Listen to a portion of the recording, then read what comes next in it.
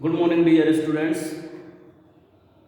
विज्ञान क्लासेज में आपका हार्दिक अभिनंदन करता हूं। मैं राम बाबू सर विज्ञान के अगले टॉपिक को आगे बढ़ाने जा रहा हूं। आपके ह्यूमन सिस्टम का अगला जो टॉपिक है वो टॉपिक होगा अपना तंत्रिका कोशिका व अंतःस्रावी तंत्र। तंत्रिका कोशिका अर्थात न्यूरॉन्स। डियर स्टूडेंट्स, न्यूरॉन्स जो है ये हमारे मानव के शरीर के अंतर्गत आवेगों को वातावरण से ग्रहण करके व आंतरिक आवेगों को अपने आप में ग्रहण करने के बाद में, उद्दीपनों को ग्रहण करने के बाद में मानव के केंद्रीय तंत्रिका तंत्र तक पहुंचाने का कार्य करता है। ये स्टूडेंट्स, जैसा कि डायग्राम मैंने बनाया हुआ है बोर्ड के ऊपर, आप देख सकते हो। इसमें इसके विभिन्न प्रकार के पार्ट्स होते हैं जिन पार्टों के बारे में हम लोग अध्ययन करेंगे। तो डियर स्टूडेंट्स, तंत्रिका कोशिका अर्थात न्यूरॉन मानव के शरीर की सबसे बड़ी कोशिका होती है। ये मानव शरीर की जीके के दृष्टिकोण से मानव शरीर की सबसे बड़ी कोशिका कौन सी कोशिका है? तंत्रिका कोशिका होती है। डियर स्टूडेंट्स, तंत्रिका कोशिका मानव के शरीर में सबसे बड़ी तंत्रिका कोशिका होती है। तंत्रिका कोशिका का जो कार्य होता है वो कार्य होता है वातावरण से उद्दीपनों को ग्रहण करना। जैसा कि मैंने आपको कल बताया कि उद्दीपन होता क्या है, संवेदना रूपांतरण में अगर हम करें बात, जैसे धूप का एहसास हो रहा है तो इसके प्रति हम जो क्रिया करेंगे उस क्रिया का रूपांतरण उद्दीपन को प्रेरित करता है। तंत्रिका कोशिका में मानव शरीर की जो प्रक्रिया होती है ये बाह्य उद्दीपनों को ग्रहण करके और बाह्य उद्दीपनों को ग्रहण करने के उपरांत ये तंत्रिका कोशिका तंत्रिका तंत्र भी एक तरीके से हमारे लिए विद्युत आवेग प्रदान करने का ये कार्य करती है।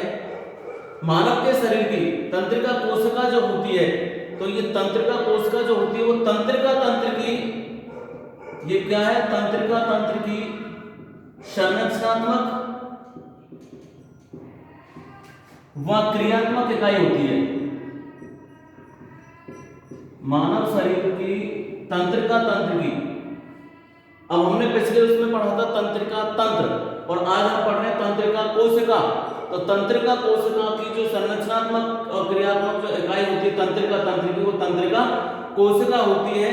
डियर स्टूडेंट्स, ये शरीर में एक स्थान से दूसरे स्थान तक संकेतों को भेजने का कार्य करती है। ये संदेश भेजने का कार्य करती है। ये संदेश भेजने का कार्य करती है मानव के शरीर के अंतर्गत। तंत्रिका कोशिका के जो प्रमुख भाग पाए जाते हैं उनमें सबसे पहला जो भाग होता है वो भाग होता है कोशिका काय।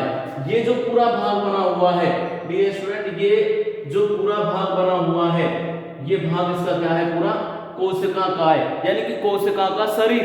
इसका तंत्रिका कोशिका का क्या है? ये शरीर है। अर्थात मैं कह सकता हूं इसको सेल बॉडी, यानी कि सेल यानी कोशिका, बॉडी यानी शरीर। कोशिका का ये क्या होता है? एक तरीके से शरीर होता है। इस कोशिका का ऐसे छोटे छोटे तंतु निकले हुए होते हैं, ये धागेनुमा ऐसे तंतु होते हैं। ये कोशिका का ऐसे ये छोटे छोटे तंतु निकले हुए होते हैं और ये शाखाओं के तौर पर पाए जाते हैं। आप देख सकते हो डायग्राम में इनकी शाखाएं बनी हुई हैं, छोटे छोटे तंतुओं की शाखाएं पाई जाती हैं। इन शाखाओं को ये इनका कार्य जो होता है ये उद्दीपनों को कोशिका काय की ओर ले जाते हैं। तो ये क्या करते हैं? ये उद्दीपनों को ग्रहण करते हैं, क्योंकि यहाँ से उद्दीपनों को ग्रहण करना बाह्य संवेदनाओं को, तो यहाँ धागेनुमा प्रवृत्त होते हैं। क्योंकि इसी तरीके से अगर दूसरी जैसे एक और जैसे इस तरीके से मैं बना दूं शाखेनुमा, तो यहाँ से इसमें क्या है? दूसरी इस तरीके से एक कोशिका का रूपांतरण हो जाएगा। तो यहाँ जब कोशिका बनी हुई है यहाँ से, तो इसका प्रवर्त इसके साथ में जुड़ता है डियर स्टूडेंट। तो जब ये प्रवर्त जुड़ेगा तो हमें संवेदना प्राप्त होती है। तो डियर स्टूडेंट्स, जहां तक संवेदना का सवाल है तो ये संवेदना को ग्रहण करके प्रवर्त जो होते हैं संवेदनाओं को पहुंचाने का कार्य करते हैं। संवेदनाएं ग्रहण की जाती हैं इनसे और ये कोशिका काय की ओर संवेदना, ये धागे का क्या करते हैं? कोशिका काय की ओर, ये कोशिका का शरीर है इसकी ओर यहाँ पर भेजते हैं। यहाँ से संवेदना तंत्रिका से होती है, सिनेप्टिक टुटकाओं में जाती है। यहाँ से डियर स्टूडेंट एक बार इस डायग्राम को समझ लेते हैं। जो भी उद्दीपन है, जैसे बाहर से कोई भी उद्दीपन प्राप्त हो रहा है तो वो कोशिका के माध्यम से, ध्रुमांश के माध्यम से आता है। ध्रुमांश में इसको ग्रहण करेगा, ग्रहण करने के बाद में कोशिका काय की ओर भेजते हैं। कोशिका काय से संवेदनाएं तंत्रिकाक्ष में होते हुए, और तंत्रिकाक्ष में होते हुए ये तंत्रिकाक्ष के सिरों की ओर जाती हैं। इन सिरों को जाने के बाद में पीछे सिनेप्टिक नॉब होती हैं। इन सिनेप्टिक नॉब में सिनेप्टिक कोशिकाएं पाई जाती हैं। इन सिनेप्टिक कोशिकाओं में न्यूरोट्रांसमीटर नामक एक पदार्थ पाया जाता है। ये न्यूरोट्रांसमीटर जो होता है ये मानव के शरीर को केंद्रीय तंत्रिका तंत्र को संवेदनाओं को भेजता है, और फिर उस उद्दीपन के प्रति हम लोग कार्य करने के लिए जागृत होते हैं। तो डियर स्टूडेंट्स, ये इसकी संपूर्ण कार्य क्षमता होती है। तो उद्दीपनों को पहचानना और उद्दीपन के प्रति अनुक्रिया करने में जो महत्वपूर्ण भूमिका होती है वो तंत्रिका कोशिकाओं की ही होती है। इन तंत्रिका कोशिकाओं में मैं फिर यहाँ पे आता हूँ, इसके फर्स्ट पॉइंट पे तंत्रिका कोशिका में कोशिका काय, सेल बॉडी। तो ये भाग इसका कोशिका काय वाला भाग होता है। इस भाग को हम साइटोन भी कहते हैं। क्या कहते हैं? साइटोन भी कहते हैं। ये भाग इसका क्या कहलाता है? पूरा भाग साइटोन कहलाता है। इसका पूरा भाग ये साइटोन कहलाएगा। आप देख सकते हो ये जो भाग है ना, ये भाग में देखना यहां से यहां तक का, ये भाग इसका क्या कहलाता है? साइटोन। ये भाग इसका साइटोन कहलाया जाएगा। और ये केंद्रक और प्रारूपिक कोशिकाओं में पाए जाते हैं। साइटोन वाले भाग में केंद्रक भी पाया जाता है, केंद्रक द्रव्य भी होता है, प्रारूपिक कोशिकाओं भी होते हैं। इन प्रारूपिक कोशिकाओं को क्या कहते हैं? इसी भाग में कोशिका काय वाले में क्या है? ये निसेल ग्रेन्यूल, ये निसेल ग्रेन्यूल पाए जाते हैं। ये कोशिकाओं के, इसके कोशिका काय के अंतर्गत ही होते हैं। कोशिका काय में निसेल ग्रेन्यूल भी होता है। उसके अलावा केंद्रक द्रव्य, कोशिका द्रव्य, तंत्रिका द्रव्य भी भरा हुआ होता है इसके अंतर्गत, और केंद्रक भी पाया जाता है। तो ये तो हो गया कोशिका काय। दूसरा भाग आता है इसका ध्रुमाशी, डेंड्रोन। ध्रुमाश में यानी कि धागेनुमा संरचना, ये प्रवर्ध, बाहर के जो भाग है ये धागेनुमा प्रवर्ध होते हैं। ये कोशिका काय से निकले हुए छोटे छोटे तंतु होते हैं, धागे होते हैं। इस तरीके से कोशिका काय से निकलने वाले धागे होते हैं। ये धागे होते हैं, कोशिका काय से निकले छोटे छोटे तंतु होते हैं और शाखाओं के तौर पर पाए जाते हैं। तो इसमें हम देख सकते हैं जैसे शाखा होती है, एक शाखा में से दो और निकल गए, दो में से चार, चार में से आठ, इस तरीके से ये शाखाओं में बने हुए होते हैं। और ये उद्दीपनों को कहां भेजते हैं? कोशिका काय की ओर भेजते हैं। तो ये ध्रुमाश उद्दीपनों को ग्रहण करते हैं और उद्दीपनों को ग्रहण करने के बाद में कोशिका काय तक भेजने का कार्य करते हैं। डियर स्टूडेंट्स, इनके बाद में आता है तंत्रिकाक्ष। तंत्रिकाक्ष जो होता है, तंत्रिका अक्ष, ये जो भाग है लंबा बेलनाकार प्रवर्त होता है, ये इसका तंत्रिकाक्ष कहलाता है, अर्थात एक्सोन। ये जो लंबा भाग है बीच में, ये बेलनाकार प्रवर्त होता है, इसको हम क्या कहते हैं? तंत्रिकाक्ष कहते हैं। और ये तंत्रिकाक्ष जो होता है ये कोशिका काय के एक हिस्से से दूसरे हिस्से को शुरू कर एक धागेनुमा संरचनाएं बनाने का ये कार्य करता है। डियर स्टूडेंट्स, तो तंत्रिकाक्ष की जो प्रक्रियाएं होती हैं डियर स्टूडेंट्स, वो प्रक्रियाएं एक तरीके से ऐसी प्रक्रियाएं पाई जाती हैं कि ये इनमें सिनेप्टिक कोशिकाएं पाई जाती हैं। तंत्रिकाक्ष वाला जो भाग होता है, इन तंत्रिकाक्ष वाले भाग में पीछे की ओर तंत्रिकाक्ष सिरे होते हैं जिनमें सिनेप्टिक नॉब बनी हुई होती है। ये सिनेप्टिक नॉब में सिनेप्टिक कोशिकाएं पाई जाती हैं। डियर स्टूडेंट, सिनेप्टिक कोशिकाओं में न्यूरोट्रांसमीटर नामक पदार्थ पाए जाते हैं, और ये न्यूरोट्रांसमीटर नामक पदार्थ जो होते हैं हमारे केंद्रीय तंत्रिका तंत्र को संदेशों को पहुंचाने का कार्य करते हैं, और पहुंचाने के बाद में संवेदनाएं ग्रहण होती हैं, जिनके बाद में हम लोग उनके प्रति अनुक्रिया करते हैं। तो सूचना संवेदनाओं को ग्रहण करने में तंत्रिका कोशिका अर्थात न्यूरॉन की बहुत बड़ी महत्वपूर्ण भूमिका होती है। डियर स्टूडेंट्स, तंत्रिका कोशिका के बाद में जो अगला जो टॉपिक जो शुरू होता है उसके बाद में होता है इसका तंत्रिका तंत्र की कार्य, यानी तंत्रिका तंत्र कार्य कैसे करता है, नर्वस सिस्टम कैसे कार्य करता है। तो नर्वस सिस्टम जो कार्य करता है उसमें हम लोग देख सकते हैं कि कई प्रकार की तंत्रिकाएं जो होती हैं, ये कई प्रकार की तंत्रिकाएं मिलकर के कड़ीनुमा संरचना का निर्माण करती हैं, जो शरीर के विभिन्न भागों को मस्तिष्क और मेरुरज्जु के साथ जोड़ती हैं। तो ये क्या करती हैं? मस्तिष्क व मेरुरज्जु के साथ में जोड़ने का कार्य करती है। क्यों? क्योंकि मस्तिष्क और मेरुरज्जु ये दोनों ही संवेदनाओं के केंद्र होते हैं। सबसे ज्यादा मस्तिष्क होता है, इसके बाद में मेरुरज्जु होता है। यहाँ से संवेदनाएं मेरुरज्जु में होते हुए सीधे मस्तिष्क को जाती है, और मस्तिष्क में हम इनके प्रति क्या करते हैं? संवेदनाओं के प्रति प्रतिक्रिया करते हैं। तो संवेदी तंत्रिकाएं प्रेरित होती हैं, संवेदनाओं को ग्रहण करने के लिए शरीर में जो होती है वो संवेदी तंत्रिकाएं होती हैं। इन संवेदी तंत्रिकाओं को हम देख सकते हैं, हमारी जितनी भी ज्ञानेंद्रियां होती हैं इनमें अत्यधिक सक्षम होती हैं संवेदी तंत्रिकाएं। ज्ञानेंद्रियों में हम जानते हैं प्रमुख रूप से जैसे त्वचा, नेत्र, कान, जीभ, ये जो होते हैं आंख, नाक, कान, जीभ और त्वचा, ये सभी क्या है? ज्ञानेंद्रियां होती हैं। और इन ज्ञानेंद्रियों के माध्यम से डियर स्टूडेंट्स हम संवेदना, बाह्य संवेदनाओं का अनुभव कर पाते हैं। त्वचा पर यदि कोई हल्की सी वस्तु का स्पर्श हो रहा है तो हम आसानी से, अब वो संवेदना कहाँ? शरीर में हमारी त्वचा के नीचे तंत्रिका कोशिकाओं का जाल होता है। इन तंत्रिका कोशिकाओं में ध्रुवांश वाले भाग होते हैं। ध्रुवांश के माध्यम से हम संवेदना को ग्रहण करते हैं। ग्रहण करने के बाद में सूचना को कहाँ भेजता है डियर स्टूडेंट? कोशिका काय को भेजता है। कोशिका काय से संवेदनाएं सीधे तंत्रिकाक्ष में होते हुए पिछले भाग में इसके तंत्रिकाक्ष सिरे में पहुंच जाती है। तंत्रिकाक्ष सिरे वाले भाग में सिनेप्टिक नॉब पाई जाती है। सिनेप्टिक नॉब में डियर स्टूडेंट सिनेप्टिक पुटिकाएं होती हैं। सिनेप्टिक पुटिकाओं में न्यूरोट्रांसमीटर नामक एक पदार्थ पाया जाता है। ये न्यूरोट्रांसमीटर नामक जो पदार्थ होता है ये मानव के मस्तिष्क को संवेदनाओं को पहुंचाता है, केंद्रीय तंत्रिका तंत्र को संवेदनाओं को पहुंचाता है और केंद्रीय तंत्रिका तंत्र से विद्युत रासायनिक आवेग के जरिए संपादित किया जाता है इन क्रियाओं को। इनके बाद में अगला जो टॉपिक जो शुरू कराने जा रहा हूं डियर स्टूडेंट, इसके बाद में वो है अंतःस्रावी तंत्र। अंतःस्रावी तंत्र वो तंत्र होता है कि मानव के शरीर में विभिन्न प्रकार की जो क्रियाएं होती हैं उनमें विभिन्न प्रकार के हार्मोन स्रावित होते हैं। इन हार्मोनों की जो प्रक्रिया होती है डियर स्टूडेंट्स वो हमारे शरीर में विभिन्न प्रकार की क्रियाओं को प्रेरित करने की होती है। तो इसके बाद में जो अगला जो टॉपिक है वो टॉपिक है अंतःस्रावी तंत्र का। इसमें हम देखेंगे डियर स्टूडेंट्स अगला जो अपना इसमें अंतःस्रावी तंत्र आता है। अंतःस्रावी तंत्र यानी कि यह तंत्र के साथ मिलकर के शरीर की कोशिकीय क्रियाओं में संबंध स्थापित करने का कार्य करता है। अंतःस्रावी तंत्र जो होता है हमारे तंत्रिका जो तंत्र होता है, नर्वस सिस्टम जो होता है उसके साथ में मिलकर के शरीर की कोशिकीय क्रियाओं के मध्य में संबंध यानी रिलेशन बनाने का कार्य करता है। और यह जो तंत्र होता है वो अंतःस्रावी ग्रंथियों के माध्यम से कार्य करता है। अंतःस्रावी ग्रंथियां होती क्या है? यानी कि मानव के शरीर में, जीवों के शरीर में पाई जाने वाली वे ग्रंथियां जो बिना नलिका की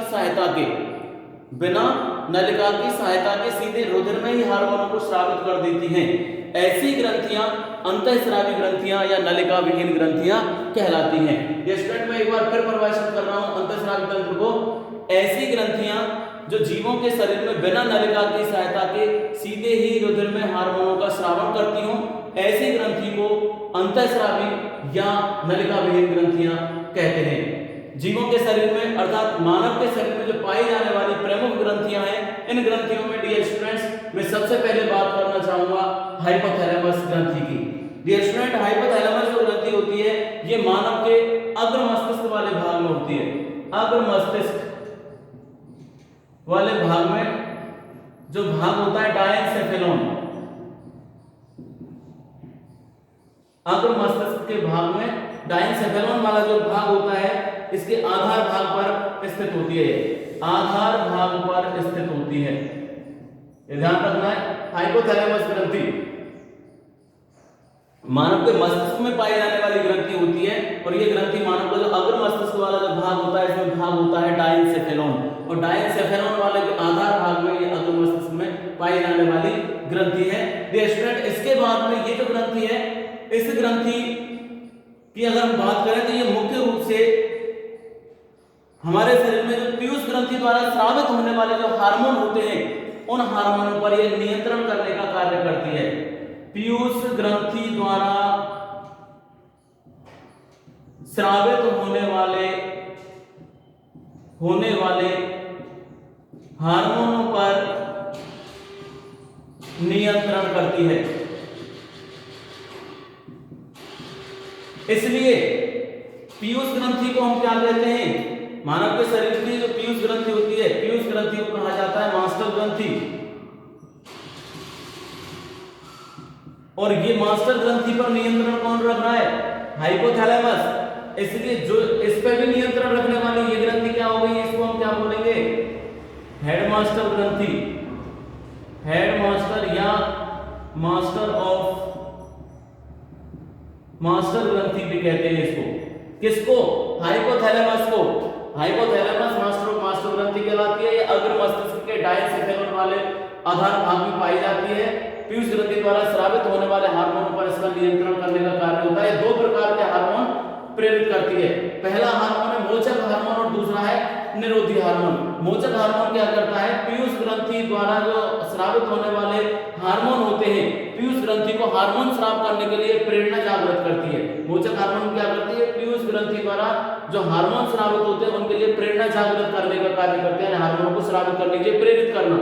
और दूसरी निरोधी, ये पीयूष ग्रंथि द्वारा स्रावित होने वाले जो हार्मोन है उनको रोकने का कार्य करती है। निरोधी यानी रोकना। दूसरी ग्रंथि आती है मानव के मस्तिष्क में पाई जाती है, दूसरी ग्रंथि भी पीयूष ग्रंथि। इस ग्रंथि को मास्टर ग्रंथि कहा जाता है। डियर स्टूडेंट्स, पीयूष ग्रंथि जो होती है इसमें अग्र भाग जो होता है, अग्र पीयूष वाला भाग होता है, इसको एडिनोहाइपोफाइसिस कहते हैं। और पश्च भाग जो होता है उसको न्यूरोहाइपोफाइसिस कहा जाता है। यह मानव के शरीर में ये मास्टर ग्रंथि कहलाती है और ये मानव के शरीर की लंबाई को प्रेरित करने का कार्य करती है। यदि इसके स्रावित होने वाले हार्मोन पीयूष ग्रंथि द्वारा पिट्यूटाइन हार्मोन का निष्कासन होता है और यह हार्मोन जब सामान्य से कम रह जाता है तो व्यक्ति बौना रह जाता है, और जब इसकी मात्रा सामान्य से अधिक हो जाती है तो व्यक्ति सामान्य से अधिक लंबा हो जाता है। उसके अलावा पीयूष ग्रंथि और भी कई हार्मोनों को प्रेरित करने का कार्य करती है। फॉर एग्जाम्पल, जैसे वृद्धि हार्मोनों में सोमेटोट्रोपिन, उसके बाद में प्रोलैक्टिन, उनके बाद में वेसोप्रेसिन, ऑक्सीटोसिन, इस प्रकार इन हार्मोनों को प्रेरणा जागृत करती है, इन हार्मोनों को उत्पन्न करने का कार्य करती है। तीसरी ग्रंथि आती है पिनियल ग्रंथि। ये भी अग्र मस्तिष्क के ऊपरी भाग में स्थित होती है। पिनियल ग्रंथि अग्र मस्तिष्क के ऊपरी भाग में स्थित होती है और इसका कार्य होता है मेलेटोनिन हार्मोन निष्कासित करना। मेलेटोनिन हार्मोन, इससे मेलेटोनिन हार्मोन निष्कासित होता है। डियर स्टूडेंट्स, मेलेटोनिन हार्मोन का इसके द्वारा निष्कासन होता है और यह हार्मोन मुख्य रूप से दैनिक क्रियाओं के नियमन का कार्य करती है, जिसमें सोने और जागने की क्रिया, सोने व जागने की क्रिया यानी कि इन दोनों क्रियाओं को प्रेरित करती है। नींद आती है, नींद के लिए प्रेरणा जागृत करना पिनियल ग्रंथि का होता है और जगाने का कार्य भी इसी ग्रंथि का होता है। इसके बाद में अगली ग्रंथि है थायराइड ग्रंथि। ये थायराइड ग्रंथि मनुष्य के गले में पाई जाने वाली ग्रंथि होती है। श्वास नली के दोनों ओर स्थित होती है। मनुष्य की जो श्वास नलिका होती है इस नली के दोनों ओर स्थित होती है और ये जो ग्रंथि होती है इसे स्रावित होने वाला जो हार्मोन होता है वो थायरॉक्सिन हार्मोन होता है। थायरॉक्सिन हार्मोन स्रावित होने वाला हार्मोन है इससे थायरॉक्सिन हार्मोन। और थायरॉक्सिन हार्मोन जो होता है ये हमारी उपापचयी क्रियाओं पर नियंत्रण करता है। उपापचयी क्रियाओं पर नियंत्रण करने का कार्य थायरॉक्सिन हार्मोन का होता है मुख्य रूप से, और ये आरबीसी कणिकाओं के निर्माण में भी मदद करता है। आरबीसी कणिकाओं के निर्माण में भी ये मदद करता है। आरबीसी कणिकाओं के निर्माण में मदद करने का कार्य करता है। और थायरॉक्सिन हार्मोन जो होता है इसके लिए निर्माण के लिए किसकी आवश्यकता होती है डियर स्टूडेंट? आयोडीन की आवश्यकता होती है। आयोडीन की कमी अगर होगी तो थायरॉक्सिन हार्मोन का बनना कम हो जाता है और इसकी कमी से, आयोडीन की कमी से शरीर में कौन सा रोग हो जाता है? गलगंड या घेंगा, गलगंड या घेंगा रोग हो जाता है। किसकी कमी से? आयोडीन की कमी से। तो थायरॉक्सिन के निर्माण में आयोडीन की आवश्यकता होती है। आहार में नियमित रूप से आयोडीन लेना चाहिए हम लोगों को। यदि कमी आ जाएगी तो गलगंड या घेंगा रोग हो जाता है। इसके बाद में अगली जो ग्रंथि आती है वो ग्रंथि आती है डियर स्टूडेंट पैराथायराइड ग्रंथि। और पैराथायराइड ग्रंथि जो होती है ये ग्रंथि भी थायराइड ग्रंथि के पीछे की ओर होती है। हमारा जो भाग होता है श्वास नली के, इसमें थायराइड होती है। इसके ठीक पीछे की ओर डियर स्टूडेंट, इसके ठीक पीछे की ओर थायराइड ग्रंथि के ठीक पीछे की ओर पैराथायराइड ग्रंथि पाई जाती है। और इससे स्रावित होने वाला जो हार्मोन है वो कौन सा हार्मोन होगा? पैराथार्मोन हार्मोन इससे निष्कासित होता है डियर स्टूडेंट। पैराथायराइड ग्रंथि से स्रावित होने वाला हार्मोन कौन सा होता है? पैराथार्मोन हार्मोन होता है। और इसका निष्कासन होने के बाद में ये शरीर के अंतर्गत कैल्शियम और फास्फोरस की मात्रा को कैल्शियम व फास्फोरस की मात्रा का नियमन करता है। यदि इस हार्मोन की कमी हो जाती है तो टेटेनी रोग हो जाता है। टेटेनी धन स्तंभ की तरह होता है, टेटेनी रोग हो जाता है। तो ये पैराथायराइड ग्रंथि। इनके बाद में अगली जो ग्रंथि आती है डियर स्टूडेंट वो आती है अग्नाशय ग्रंथि। मानव शरीर की जो अग्नाशय ग्रंथि होती है इससे स्रावित होने वाले जो हार्मोन होते हैं वो इंसुलिन और ग्लूकेगॉन हार्मोन होते हैं। अग्नाशय ग्रंथि को मानव शरीर की मिश्रित ग्रंथि कहा जाता है। यह ग्रंथि मानव के शरीर के अंतर्गत अग्नाशय ग्रंथि जो होती है इंसुलिन ग्लूकागोन हार्मोन का निष्कासन करती है। हम देख सकते हैं मिश्रित ग्रंथि कहां क्यों जाता है, क्योंकि अंतःस्रावी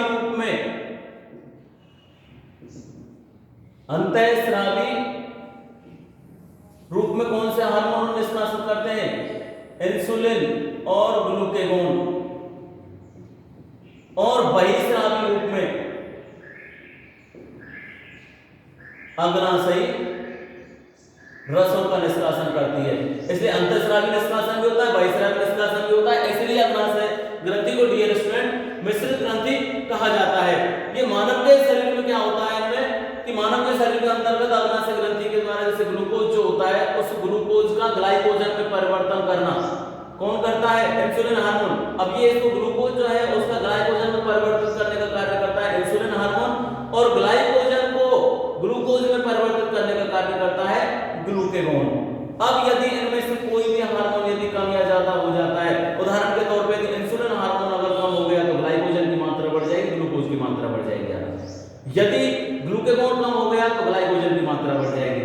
तो ऐसी कंडीशन में मानव के शरीर के अंतर्गत है ना इनकी अनियमितता आ जाती है। शरीर में जो शर्करा होती है ब्लड के अंतर्गत रुधिर में, उस शर्करा की मात्रा का अत्यधिक हो जाना, और जब शरीर में शर्करा की मात्रा अत्यधिक हो जाती है डियर स्टूडेंट, तो उसके बाद में रोगी हो जाता है डायबिटीज का पेशेंट, डायबिटीज या मधुमेह रोग का ग्रसित मधुमेह। तो डियर स्टूडेंट जब मधुमेह रोग जो होता है इसमें क्या होता है, मानव के रुधिर में शर्करा की मात्रा ज्यादा हो जाती है तो मधुमेह का ग्रसित हो जाता है। इससे बचाव के लिए फिर क्या किया जाता है, इंसुलिन के इंजेक्शन दिए जाते हैं, इंसुलिन के इंजेक्शन दिए जाते हैं। इसके बाद में अपनी अगली ग्रंथि आती है एड्रिनल, अधिवृक्क ग्रंथि।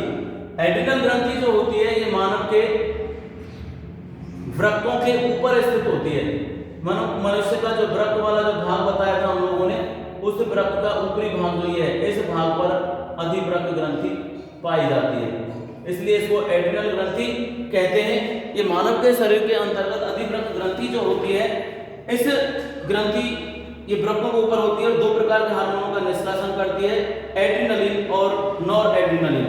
यानी कि एड्रिनलिन और नॉर एड्रिनलिन दो प्रकार के हार्मोनों का निष्कासन करती है। ये ग्रंथि जो होती है एड्रिनलिन यानी एपिनेफ्रिन और नॉर एड्रिनलिन को नॉर एपिनेफ्रिन कहा जाता है। हार्मोन हमें संकटकालीन परिस्थिति में सामना करने के लिए तैयार करती है। ये स्टूडेंट संकटकालीन परिस्थिति में सामना करने के लिए तैयार कैसे करते हैं, उदाहरण के तौर पे यदि हम लोग रास्ते में जा रहे हैं, जाते समय अचानक हमारी नजर एक सर्प के ऊपर पड़ जाती है तो हम लोगों की स्थिति क्या होगी कि अब क्या किया जाए। ऐसी स्थिति में सामना करने के लिए हम तुरंत निर्णय लेते हैं, या तो हम लोग वहां से भागेंगे या फिर हम उसका सामना करेंगे।